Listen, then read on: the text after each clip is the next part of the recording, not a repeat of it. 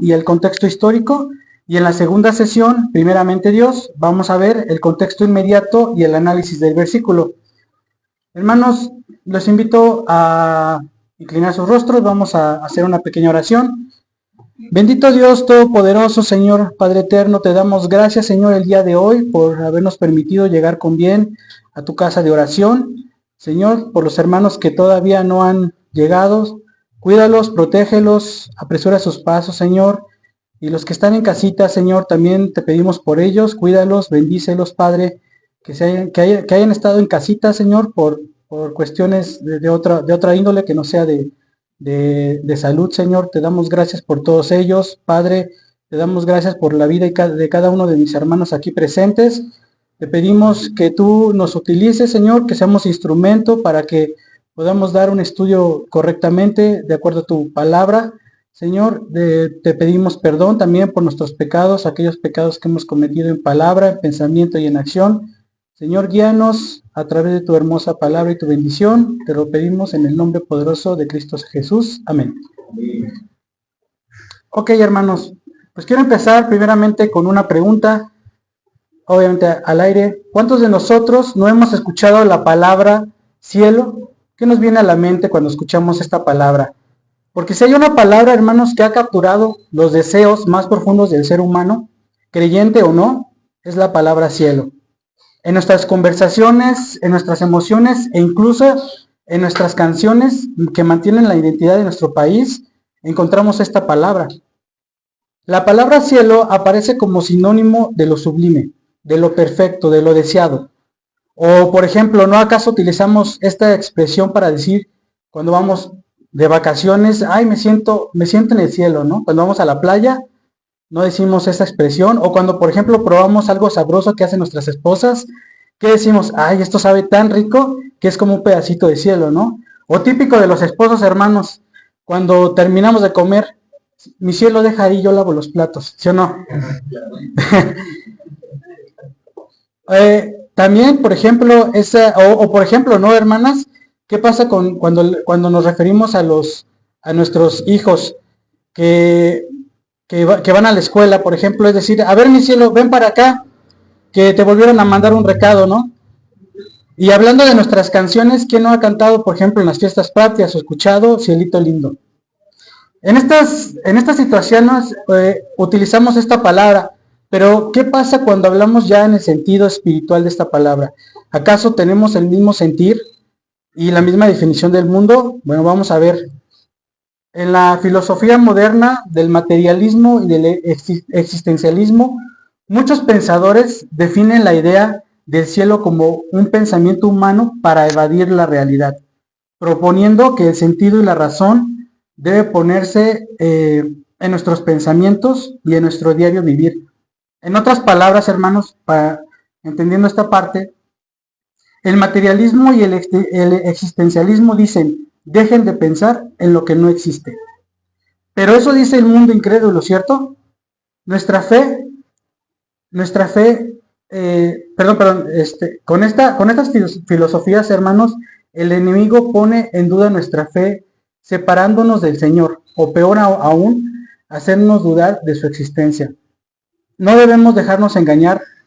El cielo no es una metáfora, ni una filosofía, ni una fantasía. Y la Biblia es muy clara con esto. El hermano Aarón nos compartió y nos explicó en 2 Corintios 12:2 que habla acerca de una visión y una revelación que Pablo vivió de parte del Señor. Y nos dice que Pablo fue llevado hasta el tercer cielo. De acuerdo a Génesis 1:1, que dice, en el principio creó Dios los cielos y la tierra, podemos conocer que Dios creó más de un cielo. Y estamos hablando que si el tercer cielo al que fue llevado Pablo, entonces es el tope máximo, por así decirlo, de alguna manera, entonces sabemos que hay dos cielos anteriores. El primer cielo, hermanos, es donde se encuentra la atmósfera, es aquella en donde vuelan las aves e incluso los aviones. El segundo cielo es el espacio donde podemos encontrar el sol, los planetas, la luna, las estrellas, etc. Y por último está el tercer cielo, donde se encuentra la morada de Dios, como bien lo comentó el hermano Aarón, el ámbito espiritual más elevado a donde solo los creyentes salvos podrán ir. Sí, hermano, escuchaste bien, dije los creyentes salvos. Solo ellos van a poder estar en la presencia de Dios. Y más adelante vamos a explicar por qué hago esta referencia a través de la palabra, claro. Entonces, ¿a qué cielo nos referimos cuando dijimos los ejemplos anteriores? Bueno, definitivamente nos estábamos refiriendo a los dos cielos primeros, que son los que nosotros alcanzamos a ver. Con excepción del apóstol Pablo, nadie ha podido tener una revelación igual. Y digo revelación porque bien comentó nuestro hermano que otros dos personajes fueron llevados al cielo, Enoc y Elías, pero ellos fueron llevados al cielo. Pablo tuvo la revelación del cielo y se mantuvo aquí. En este estudio, a partir de ahorita, cuando yo me refiera a la palabra cielo, hermanos, me estaré refiriendo al tercer cielo, ¿ok? Pero me preguntarán, ¿qué quieres decir? ¿O qué quieres decir? ¿Por qué se refería a los creyentes que son salvos? ¿No se supone que todos los creyentes van al cielo? Pues me temo que no, hermanos. Un simple creyente no puede ir al cielo. La Biblia enseña que no basta que un creyente simplemente por profesar su fe verbalmente o por identificarse como creyente vaya al cielo. Primeramente debemos tener claro que la salvación viene por la fe que proviene de Dios y no de nosotros. Si ustedes me acompañan en su Biblia, en Efesios capítulo 2,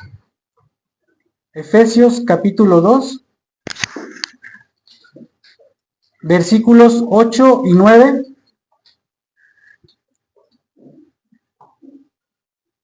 Bueno, un minutito para que estén ahí. Efesios capítulo 2, versículos 8 y 9. Nos dice algo muy importante, hermanos, acerca de la salvación.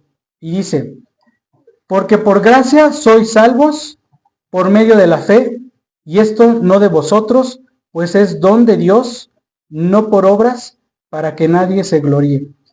Nuestra salvación, hermanos, no depende de nuestros actos, ni de nuestras declaraciones. No es solamente decir yo soy cristiano, ni de nuestras creencias, por ejemplo. Depende de la gracia de Dios y de la fe verdadera en nuestro Salvador y Señor Jesucristo. ¿Dónde podemos ver también esta situación que les comento? Acompáñenme a Mateo 7:21, por favor. Vamos a ver qué dice Mateo 7:21. Acerca de lo que les comentaba yo, de que no solamente los creyentes simplemente van a ir al cielo, sino son creyentes salvos. Ese es el punto, ¿no? Dice Mateo 7:21, no todo el que me dice Señor, Señor, entrará en el reino de los cielos, sino el que hace la voluntad de mi Padre que está en los cielos. ¿Acaso el texto declara que solamente por creer se entrará al cielo? No. Dice nuestro Señor Jesucristo, el que hace la voluntad de mi Padre que está en los cielos. Ahora vamos a ver otro versículo. Ese yo se los voy a leer. Santiago capítulo 2, versículo 19. ¿Qué dice ahí? Dice, ¿tú crees que Dios es uno? Bien haces. También los demonios creen y tiemblan. ¿Ven cómo no es simplemente ser un creyente, hermanos? ¿Tú tiemblas ante la voluntad del Señor? Esa es la pregunta. Porque los demonios, aunque saben su final, sí tiemblan. Así que no basta solo con creer en Cristo, sino necesitamos hacer su voluntad. Y la voluntad es la que nos enseñan las Escrituras. Este mundo es tan bueno para distorsionar las cosas que está cambiando el significado y lo que deberíamos saber verdaderamente del cielo y de todo lo que en él habita. Por ese motivo, hermanos, tenemos que ser muy cuidadosos con lo que elegimos ver y escuchar.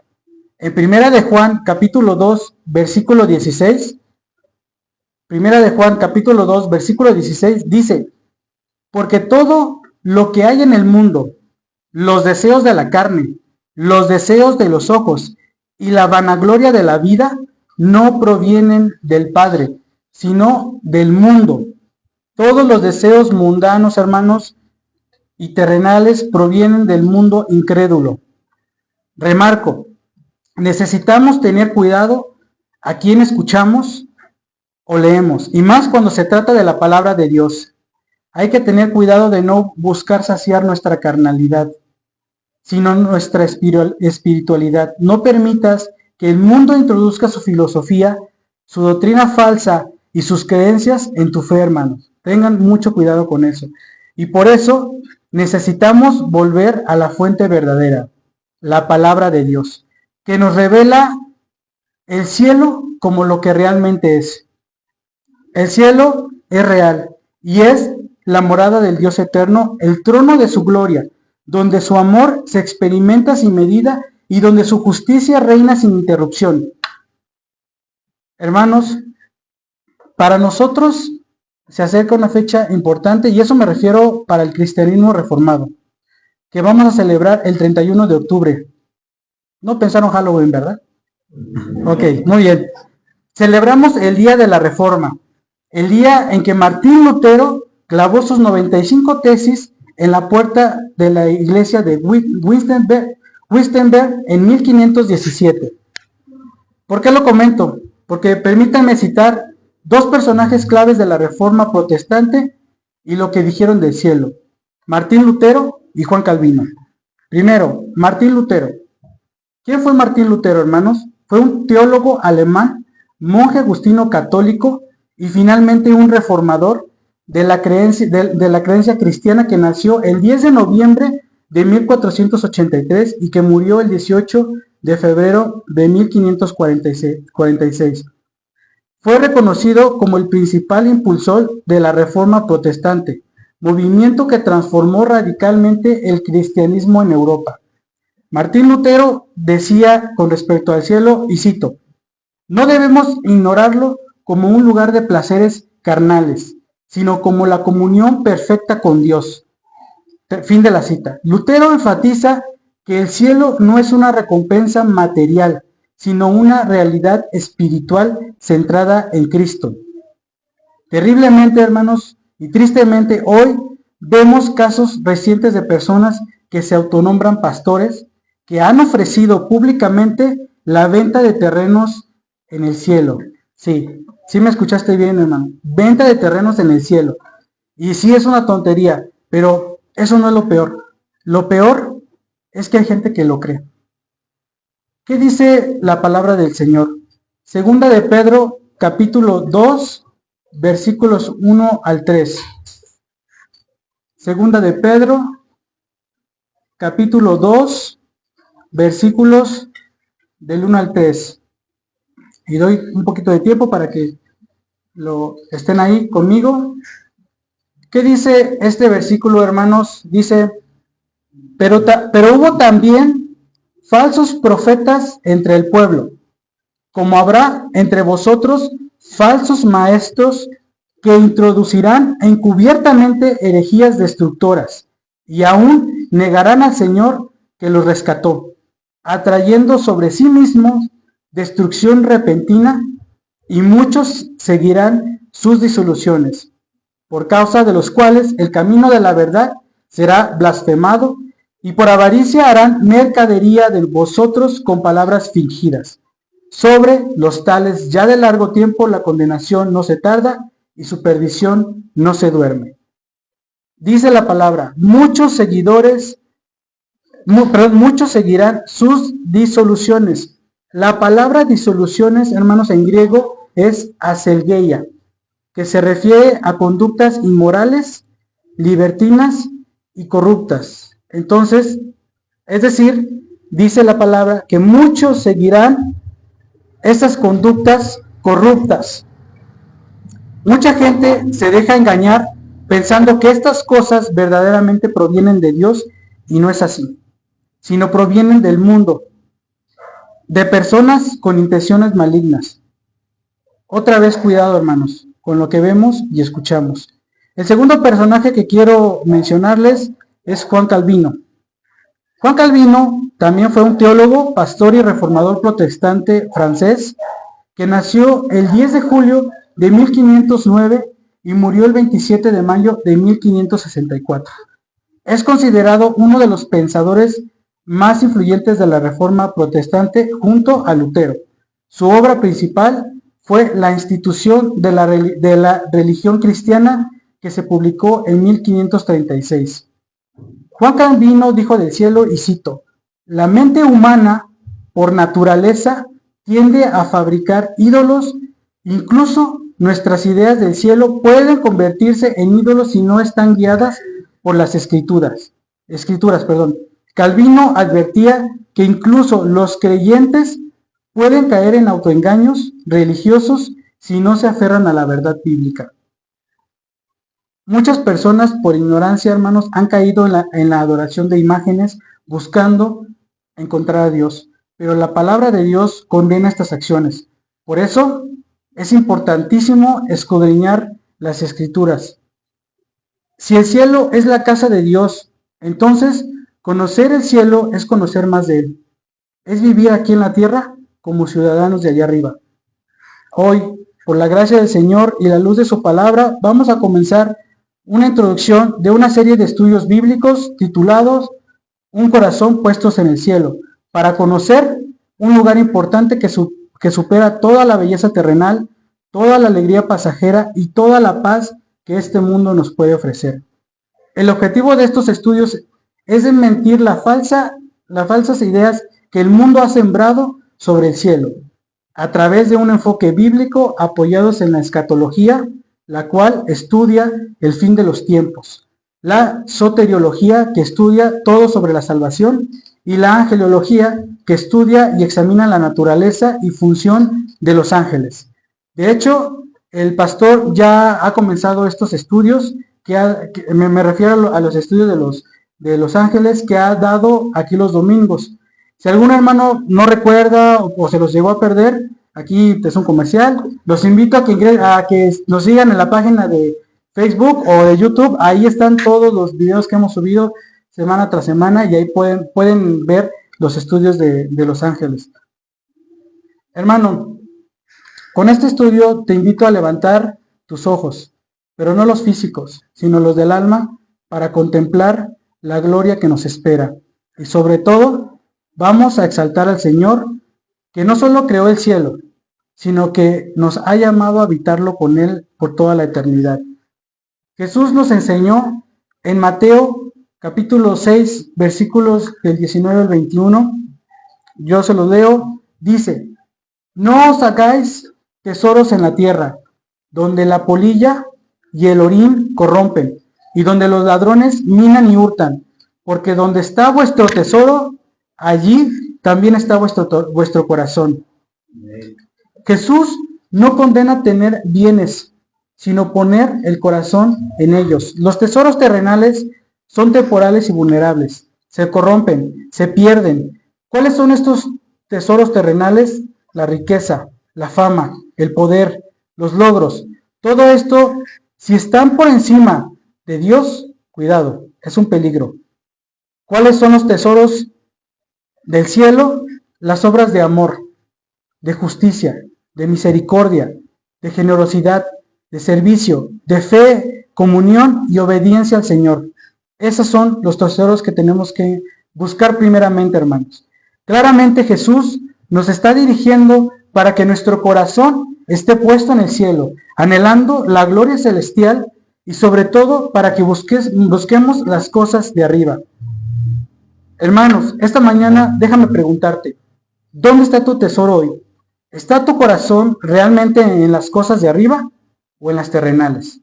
¿Todavía el mundo te llama a saciar aquellas pasiones carnales o ya estás trabajando en alimentar tu necesidad espiritual?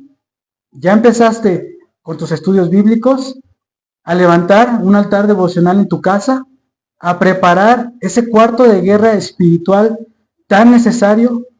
¿A orar? ¿A venir a la iglesia constantemente a escuchar las prédicas y los estudios bíblicos? Hermanos, recuerden esto. Cristo mismo es la gloria del cielo. Cristo mismo es la gloria del cielo. Y con esto, hermanos, voy terminando la introducción.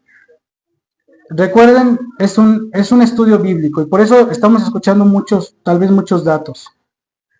El texto base que vamos a estudiar el día de hoy, hermanos, está en Filipenses, capítulo 3, versículo 20. Si quieren, me acompañan, por favor.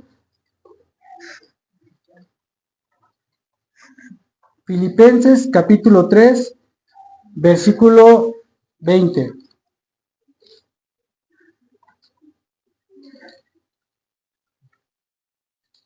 Vamos a esperar un poquito. Filipenses capítulo 3, versículo 20. ¿Ya están, hermanitos? Ok. Dice la palabra del Señor: mas nuestra ciudadanía está en los cielos, de donde también esperamos al Salvador, al Señor Jesucristo. Vamos a comenzar con el contexto histórico de la carta a los filipenses. El nombre de la carta a los filipenses se deriva de la ciudad griega Filipos. Esta ciudad está ubicada al oriente de Macedonia. Esto es, actualmente está al nororiente de Grecia. Fue fundada por Filipo II en el año 356 a.C. Tal vez a lo mejor no han escuchado hablar de Filipo II, pero seguramente sí han escuchado hablar de su hijo Alejandro Magno. Entonces, posteriormente, en el siglo II a.C., Roma derrota al último rey macedonio llamado Perseo, y Macedonia se divide en regiones, quedando Filipos bajo el control del Imperio Romano. Y como la provincia de Macedonia, tengan presente este dato, hermanos, es decir, que Filipos fue anexada a Roma, porque este dato es crucial para uno de los puntos que hace referencia a Pablo al escribir este versículo que acabamos de leer con los filipenses. El autor de la carta es el apóstol Pablo, y la carta fue escrita durante el primer encarcelamiento de Pablo en Roma, aproximadamente entre el año 60 y 62 después de Cristo. ¿Cómo podemos saber que Pablo escribió esta carta en Roma?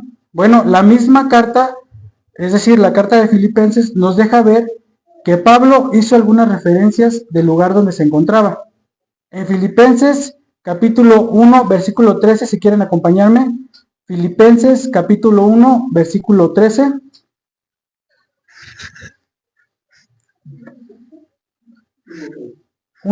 Filipenses 1:13. Dice Filipenses 1:13: de tal manera que mis prisiones se han hecho patentes en Cristo en todo el pretorio y a todos los demás. Notan esta palabra pretorio. ¿Qué es el pretorio?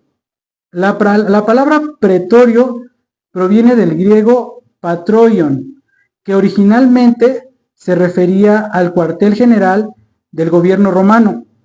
Pero en el contexto de este versículo, al mencionar y a todos los demás, lo más probable es que Pablo se refería a la guardia pretoriana, una élite militar compuesta por miles de soldados que custodiaban al emperador y a los prisioneros más peligrosos.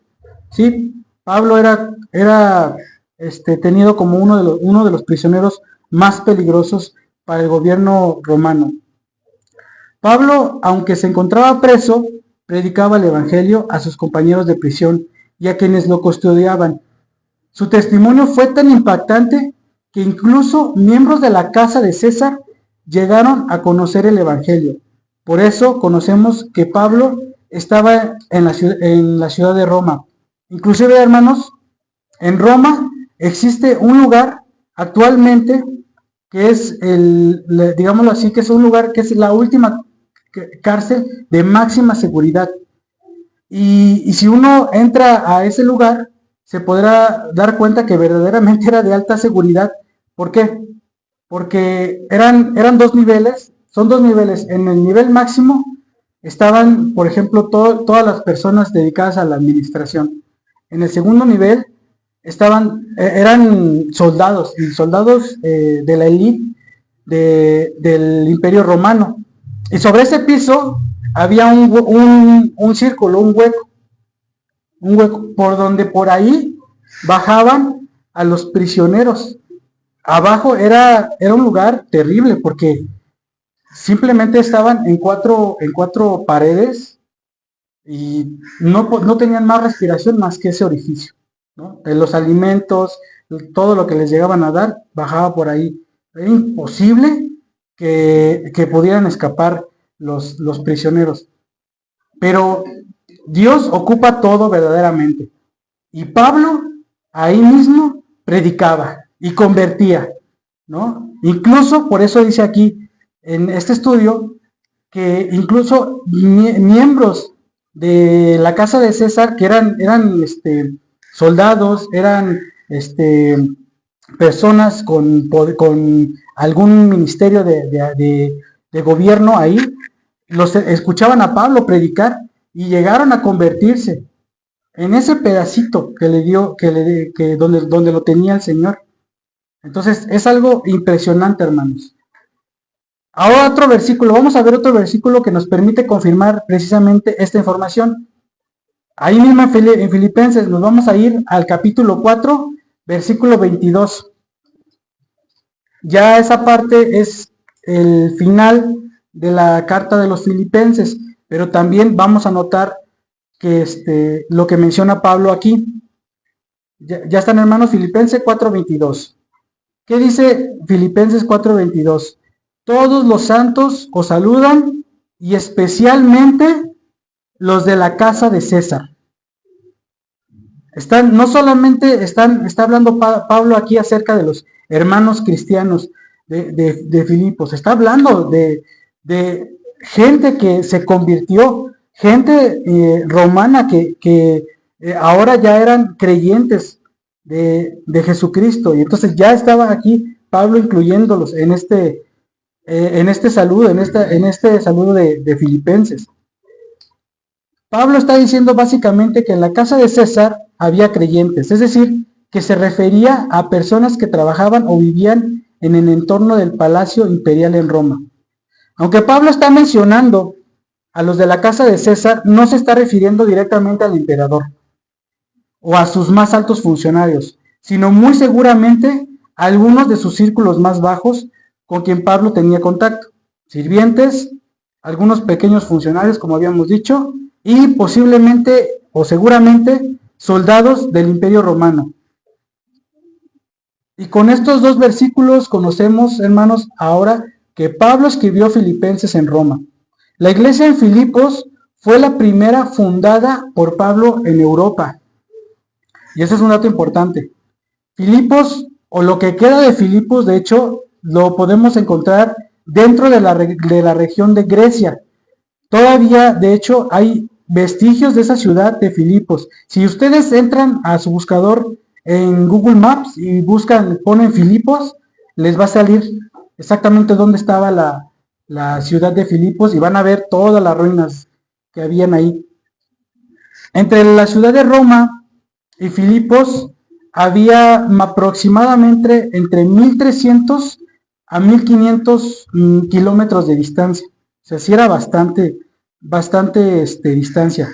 Para que nos demos una idea de esa distancia, a Epafrodito le tomó ir de Filipos a Roma aproximadamente entre 16 a 24 días, teniendo en cuenta que tuvo que viajar por mar y tierra, y que muy probablemente tuvo algunos días de descanso. De regreso es posible que le haya llevado más tiempo, porque recordemos que Epafrodito sufrió una enfermedad muy grave que lo puso al borde de la muerte. Y esto lo menciona Pablo en Filipenses capítulo 2, versículo 30. Si quieren, vamos a Filipenses capítulo 2. Filipenses capítulo 2, versículo 30. Y dice así: Mas tuve por necesario enviaros a Epafrodito, mi hermano y colaborador y compañero de milicia, vuestro mensajero y ministrador de mis necesidades, porque él tenía gran deseo de veros a todos vosotros, y gravemente se angustió porque habíais oído que había enfermado, pues en verdad estuvo enfermo, a punto de morir, pero Dios tuvo misericordia de él, y no solamente de él, sino también de mí, para que yo no tuviera tristeza sobre tristeza. Así que lo envió con mayor solicitud, para que al verle de nuevo os gocéis y yo esté con menos tristeza. Recibidle pues en el Señor con todo gozo y tened en estima a los que son como él, porque por la obra de Cristo estuvo próximo a la muerte, exponiendo su vida para suplir lo que faltaba en vuestro servicio por mí. Hermanos, y para finalizar, porque les comento, para no hacer este estudio tan largo, solamente quisiera comentarles el contexto inmediato, que lo vamos a profundizar la siguiente sesión. Ahorita solamente lo voy a comentar para que tengamos una idea de dónde estamos parados en este estudio. En el versículo 17 de la carta a los filipenses, Pablo exhorta a los creyentes a seguir su ejemplo y el de otros que viven conforme al Evangelio.